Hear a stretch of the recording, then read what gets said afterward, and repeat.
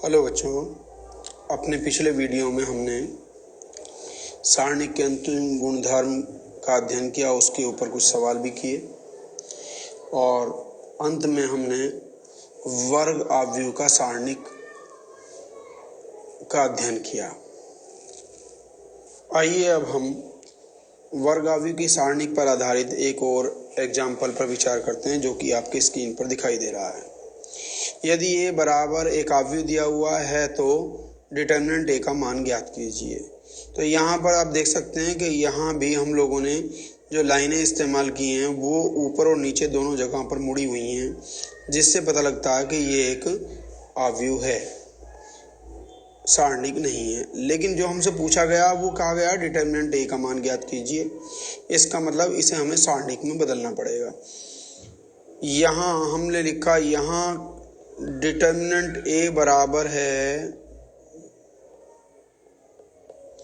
अब जब डिटर्मिनेंट लिख रहे हैं तो हम लोग मुड़ी हुई लाइनों का इस्तेमाल नहीं करेंगे, खड़ी लाइनों का इस्तेमाल करेंगे। 1 1 2, 3 - 1 4, 2 1 2, यहाँ भी खड़ी लाइन आएगी। अब इसके बाद हम लोग जैसा कि पहले से प्रसार हम लोग करते रहे हैं उसी ढंग से प्रसार करेंगे। R1 के सापेक्ष प्रसार करने हैं तो हमने ये 1 लिखा बाहर और 1 का कॉलम ये वाला दबा लिया और ये वाली रो भी दबा ली। अब इसके बाद हम लोग गुणा करेंगे -1 × 2 और -1 × 4।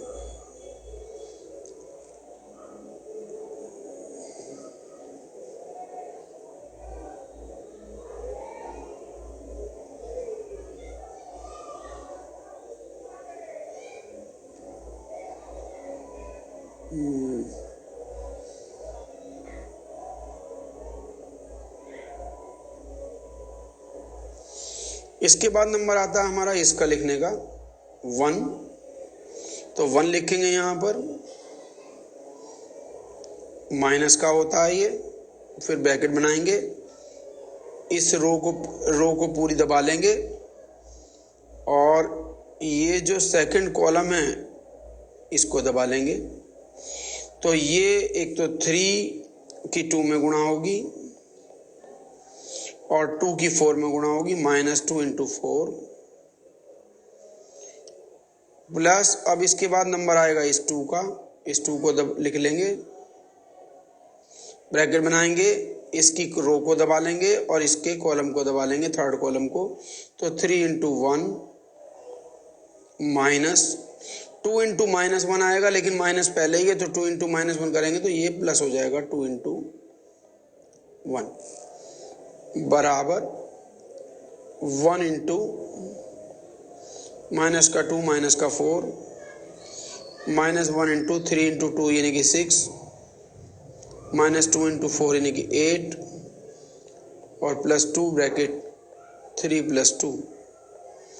अब हम लोग देखते हैं इसका मान आएगा -4 -2 -6 और बाहर 1 है, -6 की 1 में गुणा -6 अंदर आया, ये ब्रैकेट में 6 में से 8 गए -2 और बाहर -1 है, -2 -1 की गुणा +2 और 3 और 2 5 5 5 की 2 में गुणा 10 10 और 2 12 12 में से 6 गए तो आंसर मिला हमें 6।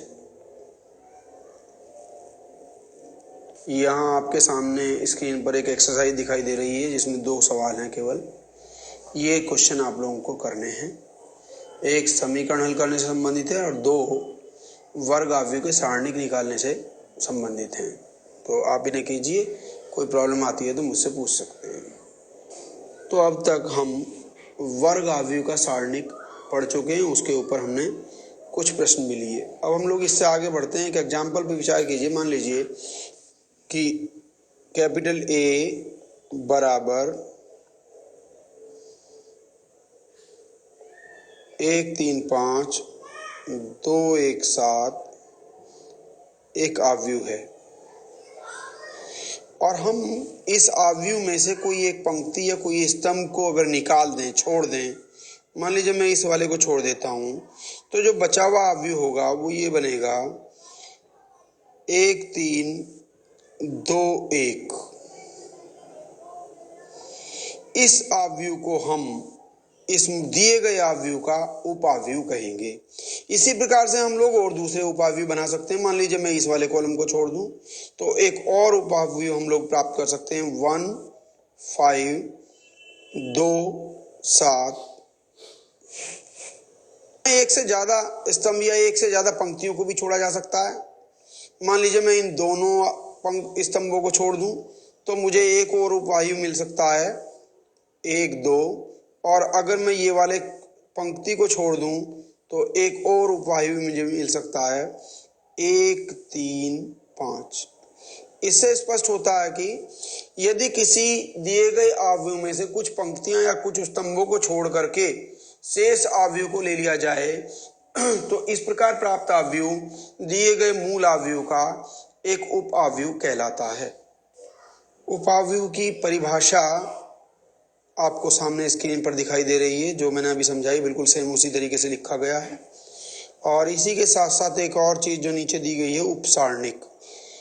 उपसारणिक और उपाव्यूह में एक फर्क होता है। उपाव्यूह किसी भी आव्यूह का हो सकता है। किसी भी आव्यूह में कुछ पंक्तियां या स्तंभों को छोड़ करके जो बचा आव्यूह होगा उसे हम उपाव्यूह कहते हैं। लेकिन जब हम उपसारणिक की बात करते हैं तो उसमें शर्त आ जाती है कि ये वर्ग आव्यूह का ही हो सकता है, कि किसी वर्ग आव्यूह के किसी अवयव से होकर जाने वाली पंक्ति और स्तंभ को छोड़ने पर प्राप्त वर्गाव्यूह का सारणिक, यानी कि जो बचेगा। अभी मैं आपको करके दिखाऊंगा। इसका मतलब ये हुआ उपाव्यूह जब हम निकालते थे उसमें हम अपनी मर्जी से कि कुछ पंक्ति छोड़ सकते थे या कुछ स्तंभ छोड़ सकते थे।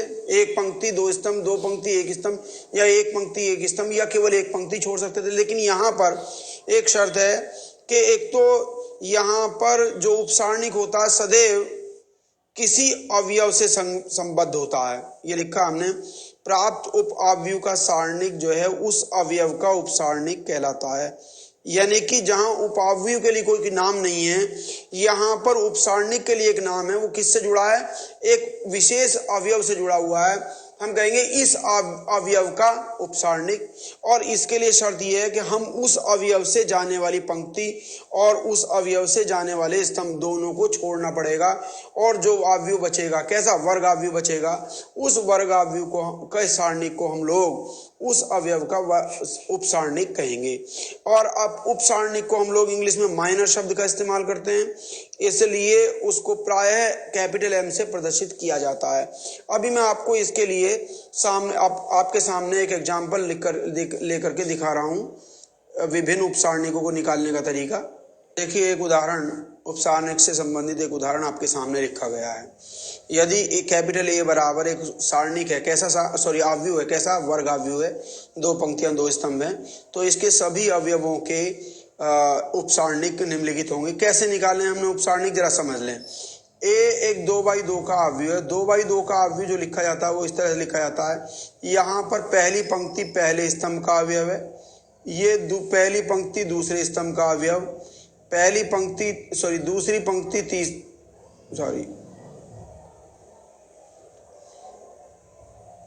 दूसरी पंक्ति पहले स्तंभ का अवयव, और ये दूसरी पंक्ति दूसरे स्तंभ का अवयव। तो जब हम लोग इसका उपसारणिक निकालने जाएंगे तो ये पोजीशन है 1, 1, इसलिए इसके उपसारणिक को लिखेंगे हम लोग M11। और जब M11 निकालना है हमें तो हम लोगों को इस अवयव की पंक्ति और इस अवयव के स्तंभ को पूरा छोड़ना होगा। ऐसे ही जब हम लोग इसका उपसारणिक निकालने जाएंगे, इसका उपसारणिक कहलाएगा M12। तब हम लोगों को इसकी पंक्ति को छोड़ना होगा और इसके स्तंभ को छोड़ना होगा। अब जरा हम लोग इस पर विचार कर लेते हैं। देखिए जरा, ये 1 है, यहाँ पर 1 कौन सी पोजीशन में? 1 पोजीशन में इसमें रखा हुआ है। तो इसका जो उपसारणिक होगा वो कहलाएगा M11, ये रहा। और M11 इसकी पंक्ति को छोड़ देंगे हम लोग, इसके स्तंभ को छोड़ देंगे तो बचेगा ये 3, हमने यहाँ लिख दिया 3। इसके बाद हम लोग आते हैं इस नंबर -2 पर। ये -2 रखा गया है यहाँ पर, इस जगह पर। इसका जो है उपसारणिक होगा वो M12 होगा। हमने लिखा M12। M12 के लिए हमने क्या करा, इसकी पंक्ति को छोड़ दिया और इसके स्तंभ को छोड़ दिया, मिला क्या, ये हमें 4, ये लिख दिया। इसी प्रकार से ये वाला जो अवयव है ये है A21, तो इसका लिखा जाएगा, हम लिखेंगे इसका उपसारणिक होगा M21। M21 हमने लिखा और M21 के लिए इसकी पंक्ति को छोड़ दिया, इसके स्तंभ को छोड़ दिया, तो ये मिलेगा हमें, ये माइनस का है, दिखा देता हूं मैं आप लोगों को। इसकी पंक्ति और स्तंभ को जब छोड़ोगे आप तो ये मिलेगा आपको, और ये कैसा है भाई, ये -2 है। और इसी प्रकार से सबसे लास्ट में हमने इस 3 का उपसारणिक जब लिखा तो इसकी पंक्ति को छोड़ दिया और इसके स्तंभ को छोड़ दिया, तो हमें ये मिला 1। ये हमने लिख दिया। इस तरीके से हम लोग सारे उपसारणिक ज्ञात कर लेते हैं। एक और एग्जाम्पल हम लोग देख रहे हैं यहाँ नीचे। अब विशिष्ट अवयवों के उपसारणिक पूछे गए हैं यहाँ पर। उदाहरण नंबर 2, यदि एक अवयव A दे रखा है तो अवयव 6 और 8 के उपसारणिक ज्ञात करवा रहा है। तो 6 कहाँ रखा है, 6 तो यहाँ पर है भैया। ये पंक्ति कौन सी है, दूसरी, और स्तंभ कौन सा है, तीसरा। तो इसका जो उपसारणिक लिखा जाएगा वो लिखा जाएगा दूसरी पंक्ति M2 और तीसरा स्तंभ यानी कि 3 M23। और M23 के लिए हम लोगों को दूसरी पंक्ति को छोड़ना पड़ेगा और तीसरे स्तंभ को छोड़ना पड़ेगा, और बाकी जो अवयव बचेगा उसका सारणिक हम लोग लिख देंगे 1, 2 और 7, 8, ये लिखा हमने। अब इसकी गुणा, चूंकि ये सारणिक है, उपसारणिक भी एक सारणिक होता है, तो इसलिए इसका प्रसार किया जा सकता है 1 × 7 और 1 × 8 -7 × 2। हमने लिखा 8 - 14 तो -6 आया। अब इसके बाद नंबर आता है 8 का। 8 कहाँ पर रखा हुआ है भाई हमारे सामने, 8 रखा है हमारा यहाँ पर, और ये पोजीशन जो है भाई, ये तीसरी तो पंक्ति है और दूसरा स्तंभ है, यानी कि M32 हमें निकालना है। तो तीसरी पंक्ति को दबाना पड़ेगा और दूसरे स्तंभ को दबाना पड़ेगा, और बचेगा क्या, 1, 3 और 4, 6 ये बचेंगे। लेकिन उपसारणिक निकाल रहे हैं तो अवयव को सारणिक में बदल दिया जाएगा। तो मैंने लिखा M32, ये 1, 3, 4, 6, 1 की 6 में गुणा और 4 की 3 में गुणा, 1 × 6 -4 × 3, तो 6 - 12 यानी कि -6 फिर से हमें मिलता है। इस तरीके से आप लोगों को उपसारणिक ज्ञात करने आ गए होंगे।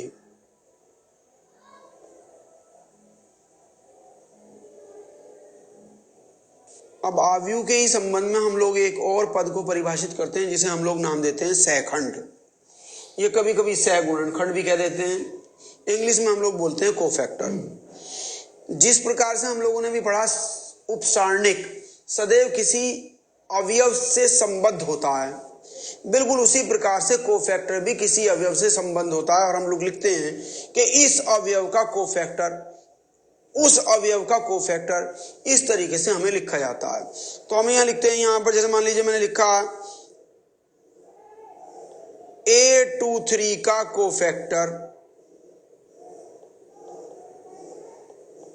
या सहखंड बराबर होता है -1 की पावर, ये नंबर है, एक तो नंबर 2 है, एक नंबर 3 है, यहां पर लिख देते हैं 2 + 3, और यहां पर लिख देते हैं हम लोग M23।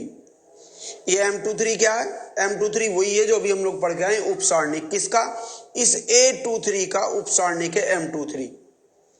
अब यहां होगा क्या, इस जगह पर पहली बात तो कोफैक्टर के लिए हम लोग संकेत इस्तेमाल करते हैं C, कोफैक्टर मीन C, साथ में ये संख्या लिखते हैं 2, 3 है तो 2, 3, तो कैपिटल C 2, 3 बराबर -1 की पावर 2 + 3 और M23। अब 2 + 3 क्या होता है, 5, और -1 की पावर जब आप 5 करोगे विषम घात, तो ये केवल एक चेंज करेगा कि बाहर माइनस लगा देगा, -M23, यानी कि C23 का मान -M23 के बराबर है। इसका मतलब ये हुआ कोफैक्टर को निकालने का तरीका बिल्कुल वैसा ही होगा जैसे कि उपसारणिक का है, लेकिन केवल एक चीज और चेंज करनी पड़ेगी हमें, यहाँ पर -1 की पावर कुछ लगानी पड़ेगी। क्या लगानी पड़ेगी वो इस बात पर डिपेंड करेगा कि आप कौन से अवयव का कोफैक्टर निकाल रहे हैं। A23 का निकाल रहे थे, जैसे अभी मैं लिखता हूं A13 का कोफैक्टर। पहले तो इस कोफैक्टर को नाम लिखेंगे हम लोग C13 और ये लिखा जाएगा -1 की पावर 1+3 और M13। M13 वही तरीका है माइनर निकालना, मतलब उपसारणिक निकालना पड़ेगा। और चूंकि 1+3 4 होता है तो ये हो जाएगा -1 की पावर 4 M13, ये C13 है। अब 4 तो सम संख्या है और सम संख्या जब -1 के ऊपर लगती है तो ये इसे प्लस कर देती है, यहाँ पर माइनस गायब हो जाएगा, इट विल बिकम M13, यानी कि C13 बराबर है M13। इसका मतलब ये हुआ कि कोफैक्टर निकालने के लिए हमें उपसारणिक तो निकालने ही पड़ेंगे और साथ में हमें उनके चिन्ह देखने पड़ेंगे। कैसे आने कि अगर ये 2+3 का योग अगर कैसा पड़ रहा है भाई, विषम है, अगर 2+3 का योग विषम है तो बाहर माइनस लगा दीजिए। और यहां पर 1 और 3 का योग सम है तो बाहर प्लस लगा दीजिए। इसी तरीके से हम लोग आगे बढ़ सकते हैं। एक और ऐसे ही मैं लिख देता हूं A21 का कोफैक्टर, A21 का कोफैक्टर ये से लिखा जाएगा C21 और 2 और 1 का योगफल कितना होगा भाई, 2+1 बराबर 2+1 बराबर होगा 3 यानी कि विषम है। तो अब बार बार -1 की पावर लिखने की जरूरत नहीं, हमें पता लग गया ये विषम है, तो आप सीधे बाहर माइनस लगा करके काम कर लें, माइनस और M21 लिख दें। और M21 निकालने का तरीका आपको पता है कि सारणिक के अंदर से हम लोग दूसरी पंक्ति को छोड़ देंगे और पहले स्तंभ को छोड़ देंगे, जो सारणिक बचेगा उसका मान ज्ञात कर लेंगे। अब हम लोग एक एग्जाम्पल लेते हैं जिसमें हम लोग विभिन्न अवयवों के कोफैक्टर निकालना सीखेंगे। आपके सामने स्क्रीन पर एक उदाहरण दिखाई दे रहा है। यदि A बराबर एक आव्यूह दिया हुआ है, वर्गाव्यूह है, तो अवयवों 2 तथा 5 के सहखंड ज्ञात कीजिए। सहखंड को ही हम लोग कोफैक्टर कहते हैं और कोफैक्टर को अभी मैंने बताया था जनरली कैपिटल C से प्रदर्शित करते हैं, लेकिन कभी कभी कुछ किताब वाले, जैसे ये अवयव अगर A है तो इसके अवयवों को तो स्मॉल a से और कोफैक्टरों को कैपिटल A से प्रदर्शित करेंगे, जैसे A23 और A23 इस तरीके से भी लिखा जा सकता है। तो यहाँ पर हम लोग देखते हैं कि जो हमारा ये 2 एलिमेंट है ये कहाँ रखा है भाई, इस जगह पर। दूसरी तो ये रो है और पहला कॉलम है, तो हम यहाँ लिखते हैं 2 बराबर, ये कौन सा एलिमेंट हुआ, A21 का सहखंड। आप इसको कैपिटल A21 लिख सकते हैं या कैपिटल C21 लिख सकते हैं, कोई दिक्कत नहीं है। बराबर, सबसे पहले तो हम ये तय करेंगे 2 और 1 इन दोनों को अगर जोड़ा जाए तो हम जानते हैं 2 + 1 3 आएगा। 3 एक विषम संख्या है तो बाहर लगाएंगे हम लोग माइनस चिन्ह। अब इसके बाद 2 की पंक्ति को पूरा हम लोग दबा लेंगे और 2 के स्तंभ को भी पूरा दबा लेंगे और जो बचेगा उसे हम लोग गुणा करके ब्रैकेट में लिखेंगे 3 × 3 और -1 × 5 बराबर होगा -9 और -5। 9 में से 5 गए 4 आएगा, लेकिन बाहर माइनस है तो -4। इसी प्रकार से अब हम लोग आ जाते हैं अगला एलिमेंट जो हमारा दिया हुआ है, ये 5, ये रहा 5। ये 5 जो है पहली पंक्ति में और तीसरे स्तंभ में है, तो मैं लिखूंगा 5 बराबर 5 है क्या, मैं लिखूंगा A पहली पंक्ति और तीसरा स्तंभ 1 3।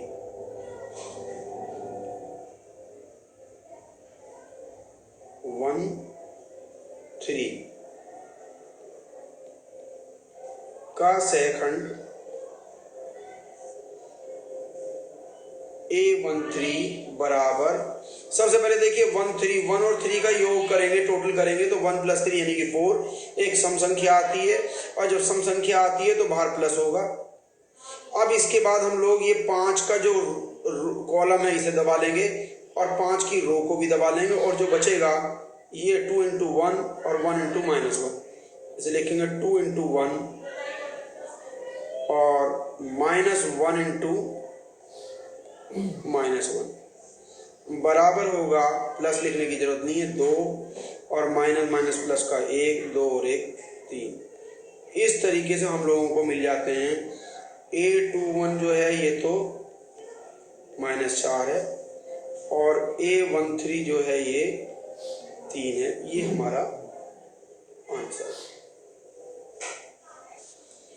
तो अब हम ऐसी स्थिति में पहुंच चुके हैं कि हम किसी भी दिए गए वर्गावयव के किसी भी अवयव का सहखंड ज्ञात कर सकते हैं उचित विधि से। इसके बाद हम लोग आगे बढ़ते हैं, एक महत्वपूर्ण टॉपिक की चर्चा करते हैं जिसे कहते हैं हम लोग वर्गावयव का सहखंड। ये एक इम्पॉर्टेंट टॉपिक है, इसके ऊपर सवाल अक्सर पूछे जाते हैं। वर्गावयव के सहखंडज की परिभाषा आपको सामने स्क्रीन पर दिखाई दे रही है। इसमें हमें करना क्या है, जरा देखिए कि किसी वर्गावयव, क्या लिखता है, किसी वर्गावयव A के अवयवों के संगत सहगुणनखंडों से निर्मित अवयव का परिवर्त अवयव, परिवर्त यानी कि यहाँ पर कोमा लगना चाहिए, अवयव A का सहखंडज कहलाता है, जिसे ADJ और उसके बाद A लिखते हैं से प्रदर्शित किया जाता है और पढ़ते हैं एडजॉइंट A या सहखंडज A। यहाँ पर ध्यान रखने की बात है, दोबारा मैं बताता हूं, इस पूरी लाइन को फिर दोबारा से हम लोग पढ़ें। अवयव A के अवयवों के संगत सहगुणनखंड, हमने बताया था पहले ही कि प्रत्येक अवयव का अपना एक सहखंड होता है, उसे हम लोग उसका संगत सहखंड कहते हैं। जैसे मैंने लिखा ये A21 का है, क्या होगा ये, या तो आप उसे A21 लिखेंगे या C21 लिखेंगे। ये इसका किसका, इसका सहखंड है। ऐसे ही A31 का कौन है भाई, कैपिटल A31 है या C31 है, ये इसका संगत सहखंड है। तो हमने क्या कहा कि दिए गए वर्गावयव के अवयवों के संगत सहगुणनखंडों से निर्मित अवयव, इसका मतलब ये हुआ कि हमें एक नया अवयव बनाना है। इस नए अवयव में हम लोग क्या करेंगे, दिए गए अवयव के हर एलिमेंट, हर अवयव को रिप्लेस कर देंगे, यानी कि हर अवयव के स्थान पर रख देंगे क्या, उसका सहखंड रख देंगे। और इस प्रकार से जो प्राप्त अवयव होगा उसके पश्चात हम लोगों को उस अवयव का परिवर्त लेना पड़ेगा। परिवर्त आप लोगों को याद होगा, परिवर्त कैसे लेते थे हम लोग, पंक्तियों को स्तंभों में और स्तंभों को पंक्तियों में बदल दिया जाता है। जैसे हम लोग यहाँ देख रहे हैं नीचे, ये हमने कहा कि A एक अवयव है, वर्गावयव, तो एडजॉइंट A बराबर CIJ-T। CIJ क्या चीज है, ये मैंने बताया था, CIJ अवयव A के अवयव AIJ का सहगुणनखंड है, तथा ये लिखा गया CIJ, ये ब्रैकेट के अंदर लिखा, तो ये क्या है, अवयव A के अवयवों के संगत सहगुणनखंडों से निर्मित अवयव। दोबारा पढ़ते हैं, नीचे आइए, ये अवयव है दिया गया,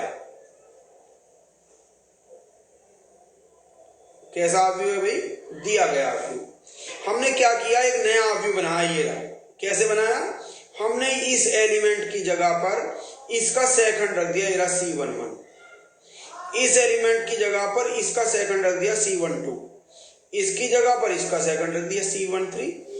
इस तरीके से, बिल्कुल इसी तरीके से इसका सहखंड, इसका सहखंड, इसका सहखंड हम लोग रखते चले गए। हर एलिमेंट की जगह उसका सहखंड रख दिया और एक नया अवयव हमें मिल गया। अब हम लोग इस नए अवयव की पंक्तियों को स्तंभों में बदल देते हैं। कैसे दिखेगा हमें, देखिए जरा, अभी कैसे पता लगा, इसकी पंक्तियों को स्तंभों में बदला। ये C11, C12, C13 है, ये हॉरिजॉन्टल है, हमने इसे वर्टिकल बना दिया, ये आ गया।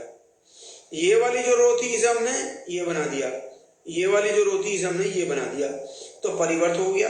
और जब ये परिवर्त आया तो कैसे लिखेंगे हम लोग, इसके ऊपर टी लगा करके, आप लोगों को याद होगा ट्रांसपोज या परिवर्त को हम लोग टी लगा करके लिखा करते थे, तो हमने टी लगा करके लिखा और जो कुछ मिला हमें वो क्या चीज है भाई, ये है हमारा एडजॉइंट ए। तो बेसिकली क्या करना, अब तक आपके समझ में आ गया होगा कि प्रत्येक अवयव के स्थान पर उसका सेकंड रखना है। इस प्रकार से एक नया अवयव मिलेगा और जो नया अवयव मिलेगा उसका आपको परिवर्त लेना है, तो आप लोगों को वर्ग अवयव का सेकंडज मिल जाएगा। आइए अब हम सेकंडज अवयव पर एक उदाहरण लेते हैं। एक 2x2 की मैट्रिक्स आप लोगों के सामने स्क्रीन पर दिखाई दे रही है और जिसे हमने ए लिखा है और हम इसका सेकंडज अवयव ज्ञात करना चाहते हैं। तो जैसा कि आप पढ़ चुके, सेकंडज अवयव ज्ञात करने के लिए हम लोगों को हर एक एलिमेंट, हर एक अवयव का सेकंड ज्ञात करना पड़ेगा। तो सबसे पहले हम लोग इसका सेकंड ज्ञात करेंगे। यहाँ लिखते हैं, यहाँ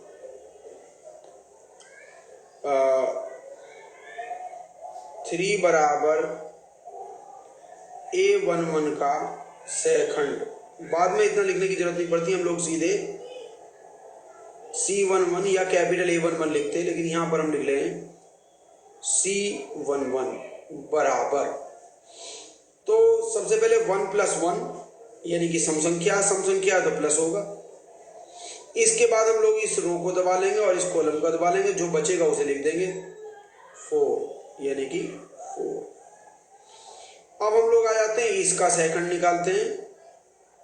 1 बराबर, ये पहली रो है और दूसरे कॉलम का एलिमेंट है, पहली रो यानी कि A12, दूसरा कॉलम का सेकंड, तो इसे लिखेंगे हम लोग C12 बराबर होगा, पहले तो देखें 1 + 2, ये विषम संख्या है तो बाहर माइनस लगेगा, और माइनस लगेगा। अब हम लोग क्या करते हैं कि इस 1 के रो को दबा लिया और इसके कॉलम को दबा लिया, तो हमारे पास बचेगा ये 2। तो अब हम इस एलिमेंट 2 का कोफैक्टर निकालेंगे।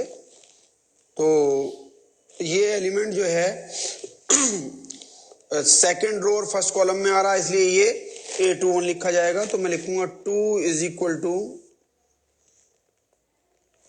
A21 का सेकंड, इसे लिखेंगे हम लोग C21, और C21 बराबर होगा कि 2 + 1, ये सम बैठ रहा है, 2 + 1 बराबर 3, यानी कि विषम संख्या है।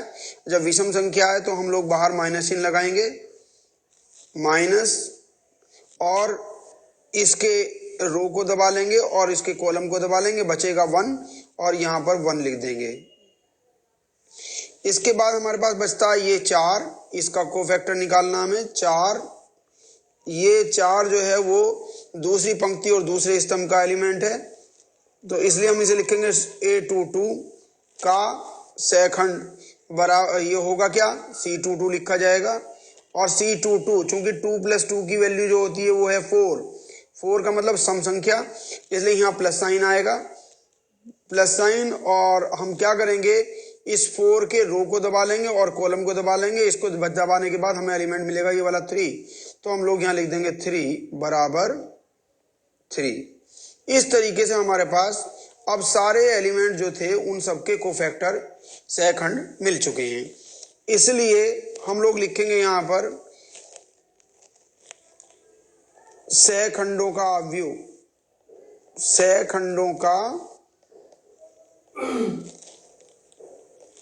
अवयव, इसको प्रायः हम लोग कैपिटल C से प्रदर्शित करते हैं।